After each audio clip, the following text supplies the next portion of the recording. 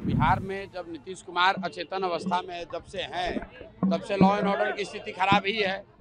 जब बालू माफिया और शराब माफिया बिहार सरकार को चलाएंगे तो निश्चित तौर पर लॉ एंड ऑर्डर खराब होगा। जो लोग विद्यार्थियों पर, अभ्यर्थियों पर, आशा कर्मियों पर, आंगनवाड़ी सेविकाओं पर, संविदा कर्मियों पर जिन लोगों ने लाठी चलवाया है, चुनाव आएगा तो जनता भी कहेगी कि भैया ये गांव में आना तुम्हारे लिए मना है।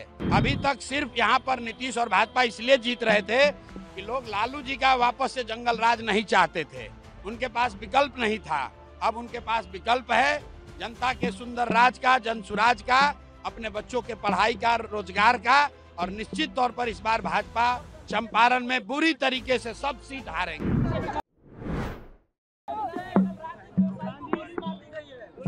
इसमें नई बात क्या है, बिहार में जब नीतीश कुमार अचेतन अवस्था में जब से हैं, तब से लॉ एंड ऑर्डर की स्थिति खराब ही है। जब बालू माफिया और शराब माफिया बिहार सरकार को चलाएंगे तो निश्चित तौर पर लॉ एंड ऑर्डर खराब होगा।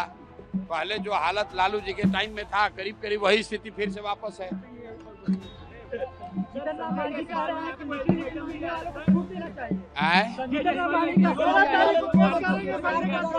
कौन केस करेगा?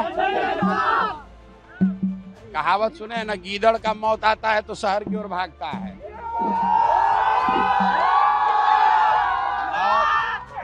और संजय जायसवाल जैसा टुटपुंजिया नेता को जीवन अब कुछ बार उनका दिन खराब आने वाला है तो प्रशांत किशोर जैसे से उलझ रहे हैं।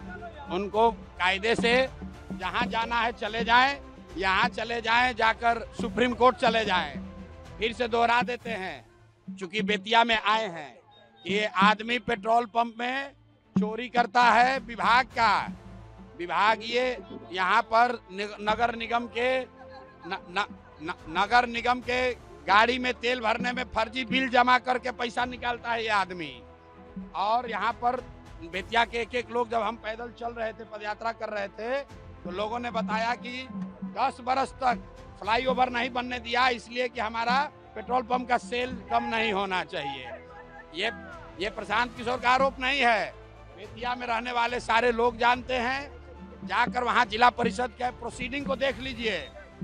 बेतिया के सारे पेट्रोल पंप के ओनर्स ने बाकायदा कंप्लेन किया है कि सारी जो नगर निगम की गाड़ी है उसका तेल संजय जायसवाल के पेट्रोल पंप से भरा जाता है और 10 रुपया का तेल भराता है, 20 रुपया का बिल बनाता है।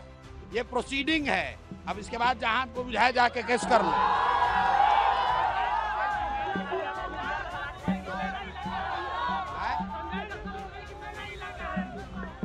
भाई ये किसका इलाका है जरा देख लो, हम यहाँ बैठे हुए हैं।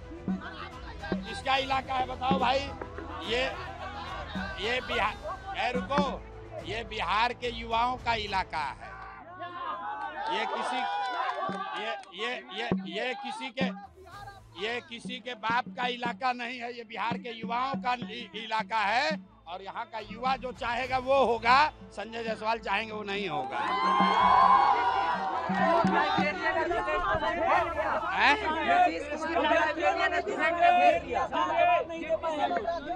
भाई हम नीतीश कुमार को घेरा है, हमने आपको कहा है चुनाव आने दीजिए। ये जो लोग सत्ता में बैठे हैं, जो लोग विद्यार्थियों पर, अभ्यर्थियों पर, आशा कर्मियों पर, आंगनवाड़ी सेविकाओं पर, संविदा कर्मियों पर जिन लोगों ने लाठी चलवाया है, चुनाव आएगा तो जनता भी कहेगी कि भैया ये गांव में आना तुम्हारे लिए मना है। जैसे डाक बंगला चौराहा पर लड़के गए तो इन्होंने मारा है, वैसे लड़के भी कहेंगे गांव में आओगे तो लाठी मार के भगाएंगे।